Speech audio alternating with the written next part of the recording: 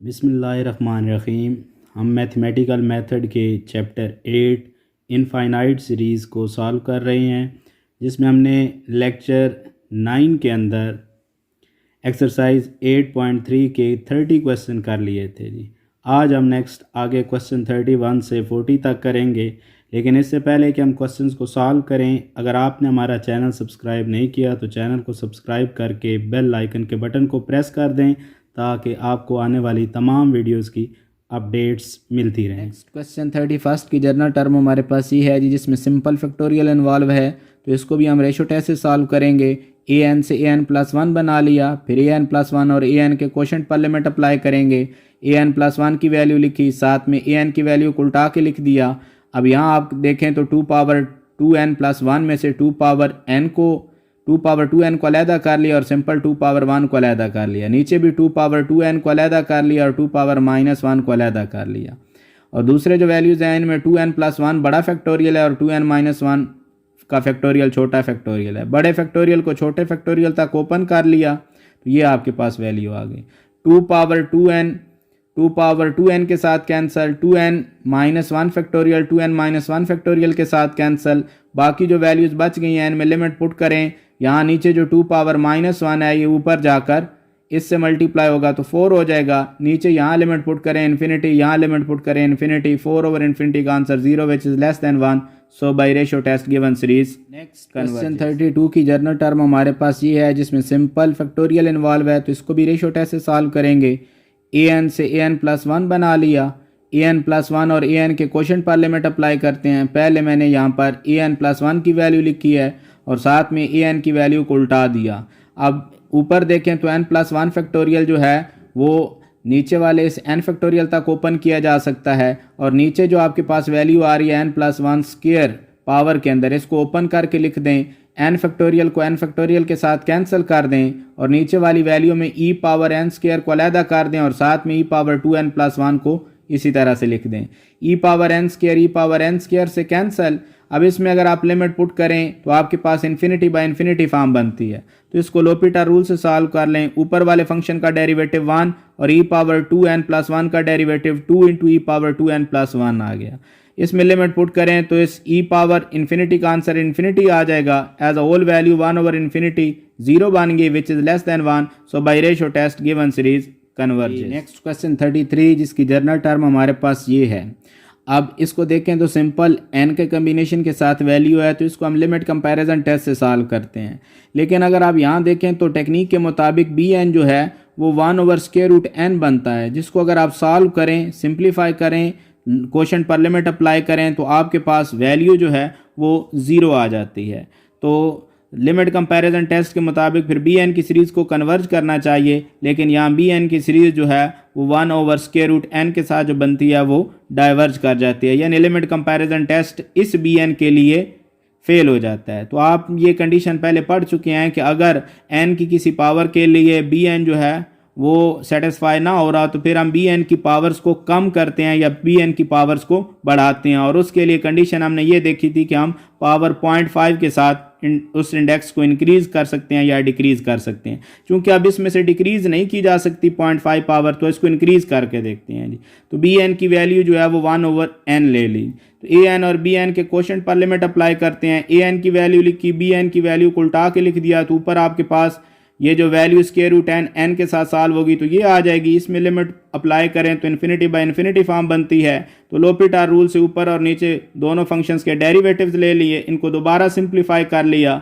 अब दोबारा भी देखें तो इसमें लिमिट पुट करने पर इन्फिनिटी बाय इन्फिनिटी फॉर्म बनती है, तो दोबारा लोपिटा रूल अप्लाई कर दिया, ऊपर और नीचे डेरिवेटिव्स ले लिए और फिर इसको सिंप्लीफाई करेंगे तो आपके पास ये वैल्यू आती है। अभी भी अगर आप देखें तो ये इन्फिनिटी बाय इन्फिनिटी फॉर्म बनती है। तो अगेन आप इस पर लोपिटा रूल अप्लाई कर दें, ऊपर वाले फंक्शन का डेरिवेटिव, नीचे वाले फंक्शन का डेरिवेटिव, और फिर इनको आप सिंप्लीफाई करने पर आपके पास ये वैल्यू बन गई। इसमें आप लिमिट अप्लाई करें तो ये इन्फिनिटी आ गया, as a whole answer infinity आ गया। तो क्वोशंट का आंसर अगर इन्फिनिटी आ जाए तो फिर bn को डाइवर्ज करना चाहिए। तो bn की जो सीरीज़ है वो आपके पास 1/n के साथ है, which is a p series with p is equal to 1, so it is divergent. Hence by limit comparison test given series is also divergent. Next question 34 जो है, इसमें हमारे पास जो सीरीज़ है ये ओपन फॉर्म में है। अब इसमें जनरल टर्म जो है वो हम खुद बनाएंगे कि किस तरह की बनती है। अब देखें फर्स्ट टर्म 1 है, सेकंड टर्म में पिछला 1 इसी तरह से साथ में 2 और नीचे जो यहाँ पर जो नीचे 1 आ रहा है उसके साथ नेक्स्ट 3 आ गया और नेक्स्ट टर्म के अंदर 1 और 2 इसी तरह से नेक्स्ट 3 आ गया ऊपर और नीचे नेक्स्ट 5 आ गया। नेक्स्ट टर्म के अंदर ऊपर एक टर्म और 4 आ गई है और नीचे नेक्स्ट टर्म 7 साथ इन्वॉल्व हो गया और ये प्रोसेस इसी तरह से कंटिन्यू हो रहा है जी। अब देखना यह है कि nth पोजीशन पर जाकर ये वैल्यू किस तरह की होगी। तो श्योरली चूंकि पहली वैल्यू 1 ऊपर 2 3 सो आने से शुरू हो रही है तो ये पहली वैल्यूज तो इसी तरह से आएंगी। अब nth पोजीशन पर देखने के लिए कि nth पोजीशन पर इसकी क्या वैल्यू होगी, ऊपर वाली अगर सीक्वेंस को देखें तो ये इस तरह की है, आपके पास 1 2 3 सो ऑन, तो nth पोजीशन पर डेफिनेटली उसने n होना है, तो ये आपके पास वैल्यू n हो गई। तो इससे पिछली वैल्यू जो है वो n-1 होगी।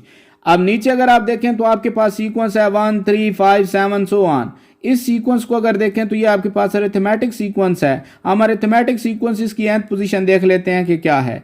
फर्स्ट टर्म जो है a1 1 है और कॉमन डिफरेंस d जो है वो 2 की इक्वल है।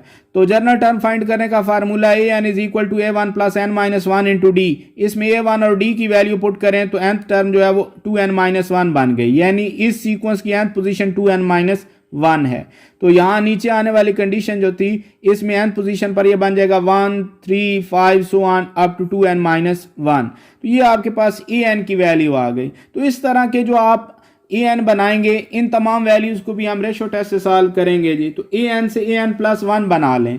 an से n+1 बनाएंगे तो इसी के अंदर सिंपल नेक्स्ट टर्म आ जाएगी। ये वैल्यू चूंकि n पर खत्म हो रही है तो इससे नेक्स्ट n+1 आएगा और यहाँ पर नीचे देखें जो सीक्वेंस है इसमें 2 इंडेक्स ऐड हो रहा है तो 2n-1 में नेक्स्ट 2 ऐड होगा तो आपके पास 2n+1 आ गया। तो ये आपके पास an+1 की वैल्यू आ गई। अभी an+1 और an के क्वेश्चन पर लिमिट अप्लाई करते हैं। पहले an+1 की वैल्यू लिखी, an की वैल्यू को उल्टा के लिख दिया। अब यहाँ ऊपर देखें तो 1 2 3 से n तक जो वैल्यू है वो नीचे वाले इस वैल्यू के साथ कैंसिल। इसी तरह 1 3 5 so on up to 2n-1 वाली वैल्यू जो है वो ऊपर वाली इस वैल्यू के साथ कैंसिल हो जाएंगी। तो ऊपर अब आपके पास सिंपल लीनियर फैक्टर बच गया, नीचे भी लीनियर फैक्टर है। तो दोनों में से n को कॉमन ले लेते हैं और उनको कैंसिल करके लिमिट पुट करें तो आपके पास वैल्यू आ जाती है 1/2 which is less than 1। So by ratio test given series converges. 35 जो है जी ये भी ओपन सीरीज है जिसमें ऊपर कंडीशन इसी तरह से 2 और फिर नेक्स्ट 2 इंटू 4 और फिर next 2 into 4 into 6 2 into 4 into 6 into 8 and so on इसी तरह से चलता जा रहा है। ऊपर यानी हर दफ़ा 2 इंडेक्स ऐड होता जा रहा है और नीचे देखें 5 5 into 8 5 into 8 into 11 5 into 8 into 11 into 14 नीचे आपके पास इंडेक्स 3 ऐड होता जा रहा है। तो ऊपर और नीचे दो सीक्वेंस बन गई। ऊपर वाली सीक्वेंस की भी nth पोजीशन देख लेते हैं कि क्या बनती है और नीचे वाली सीक्वेंस की भी nth पोजीशन देख लेते हैं क्या बनती है। वहां तक ये आपके पास n टर्म जाएगी। तो ऊपर वाली सीक्वेंस है 2 4 6 सो ऑन। ये आपके पास अरिथमेटिक सीक्वेंस है जिसकी फर्स्ट टर्म a1 2 है और कॉमन डिफरेंस जो d है वो 2 की इक्वल है। जर्नल टर्म के फार्मूले में वैल्यू पुट करें तो इसकी जर्नल पोजीशन 2n आ जाती है, यानी ऊपर वाली जो आपके पास सीक्वेंस है ये nth पोजीशन पर जाकर 2n वैल्यू देगी। तो आपके पास an की वैल्यू जो है वो 2 4 6 सो ऑन 2n तक आ गई जी। और नीचे जो आपके पास सीक्वेंस है अब इसकी आप nth पोजीशन देखें 5 8 11 सो ऑन। तो इसमें जर्नल फर्स्ट टर्म जो है वो a1 5 है और कॉमन डिफरेंस d 3 की इक्वल है। जनरल टर्म के फार्मूले में वैल्यू पुट करें तो ये वैल्यू आपके पास 3n+2 आ जाता है, यानी ये आपके पास नीचे वाली जो सीक्वेंस है इसने nth पोजीशन पर वैल्यू क्या देनी है 3n+2। तो इसने 3n+2 तक जाना है। तो इस तरह के जो an है उनको आप सॉल्व करने के लिए रेशो टेस्ट यूज करते हैं। तो an से an+1 बना लेते हैं। इसी के अंदर आप सिंपल समझें कि n की जगह n+1 पुट करेंगे तो नेक्स्ट टर्म आ जाएगी, या ये समझें कि इसमें इंडेक्स 2 ऐड हो रहा है तो नेक्स्ट 2n में 2 को ऐड करेंगे तो 2n+2 बन जाएगा। नीचे इंडेक्स 3 ऐड हो रहा है तो इसमें अगर आप 3 को ऐड करेंगे तो नेक्स्ट 3n+5 आ जाएगा।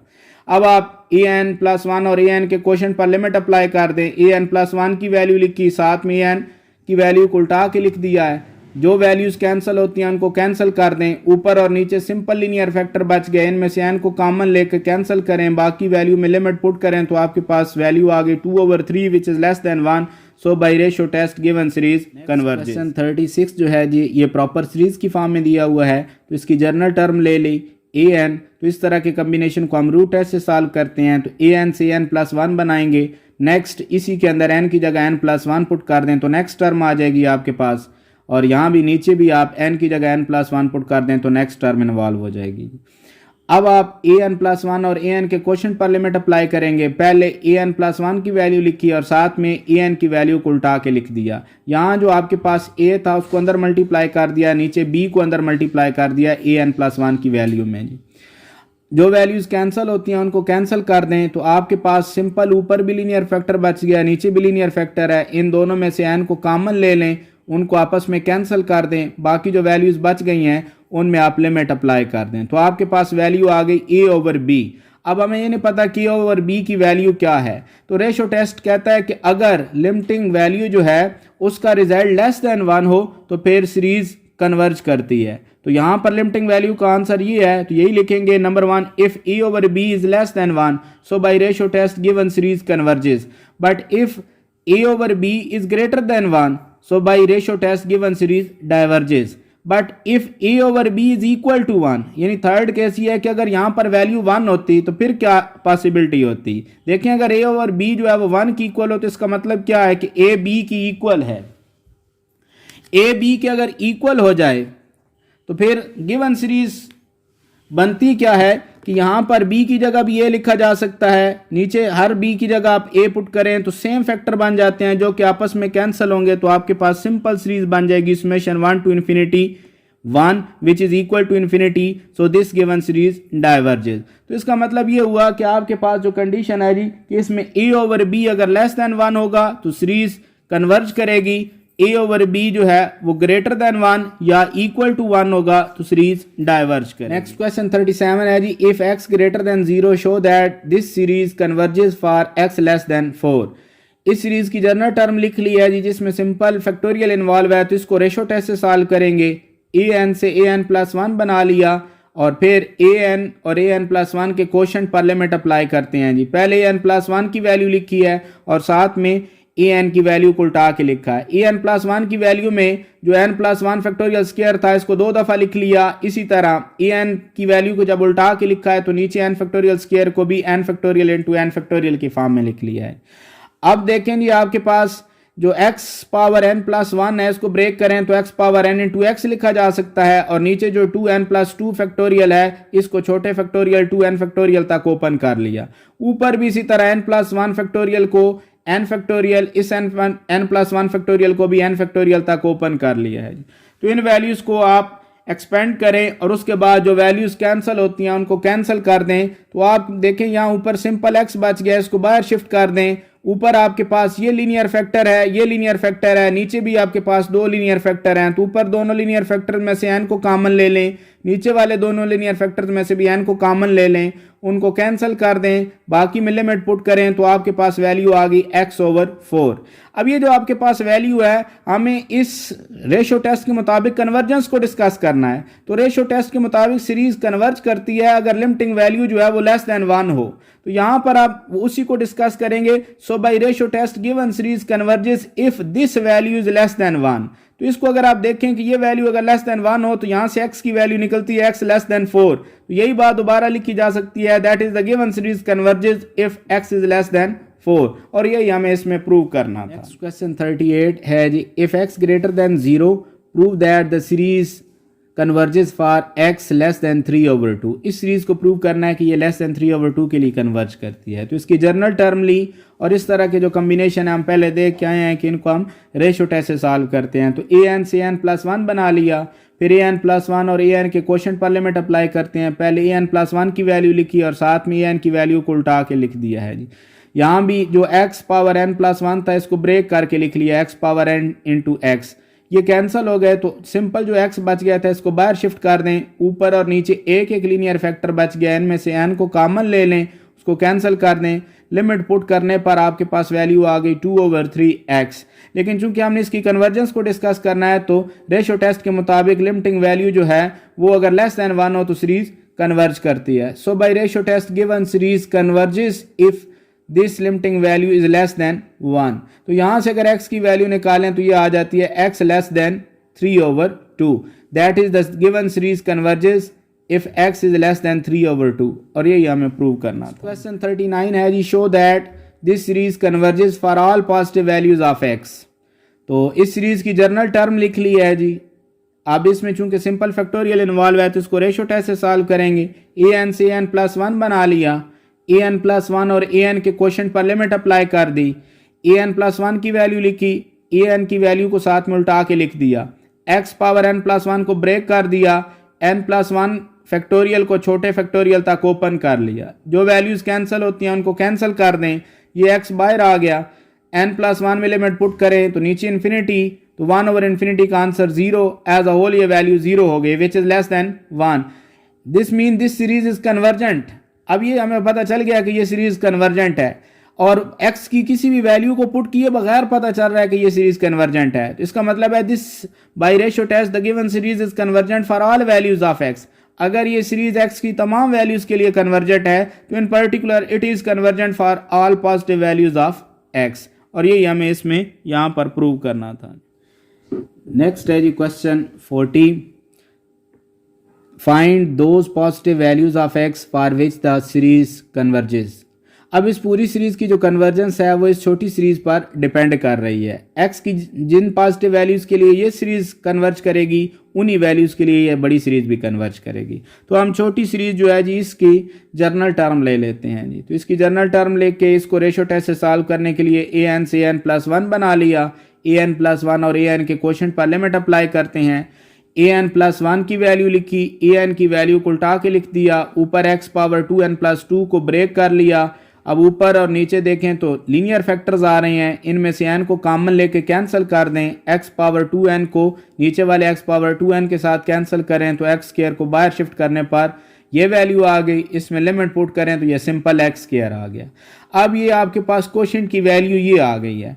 तो रेशियो टेस्ट क्या कहता है कि अगर ये जो लिमिटिंग वैल्यू है ये लेस देन 1 हो तो फिर सीरीज कन्वर्ज करती है। तो यही रेशियो टेस्ट का यहाँ पर रेफरेंस देंगे। So by ratio test given series converges if x square is less than 1 and diverges if x square is greater than 1। तो अगर सीरीज को देखें तो ये x square less than 1 के लिए कन्वर्ज कर रही है, लेकिन हमने वो x लेने हैं जो कि पॉजिटिव हों। अब वो x square जो लेस देन 1 है वो उनमें अगर पॉजिटिव देखें तो वो तमाम x भी मौजूद हैं जो खुद लेस देन 1 हैं, यानी ये सीरीज कन्वर्ज कर रही है जहां पर x स्क्वायर लेस देन 1 हो। तो वो पॉजिटिव वैल्यूज जिनका स्क्वायर लेस देन 1 है वो खुद भी लेस देन 1 है। तो इसका मतलब क्या है, the given series converges for x less than 1।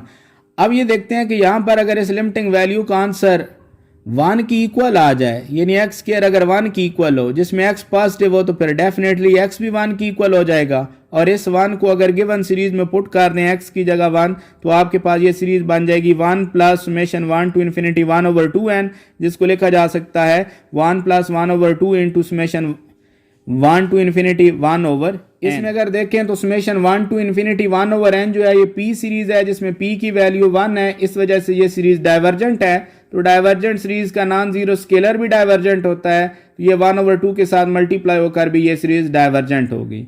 और डाइवर्जेंट सीरीज के अंदर अगर आप फाइनाइट नंबर ऑफ टर्म्स को ऐड भी कर दें तो वो डाइवर्जेंट ही रहती है, इस वजह से इस सीरीज में 1 को ऐड करें तब भी ये डाइवर्जेंट होगी।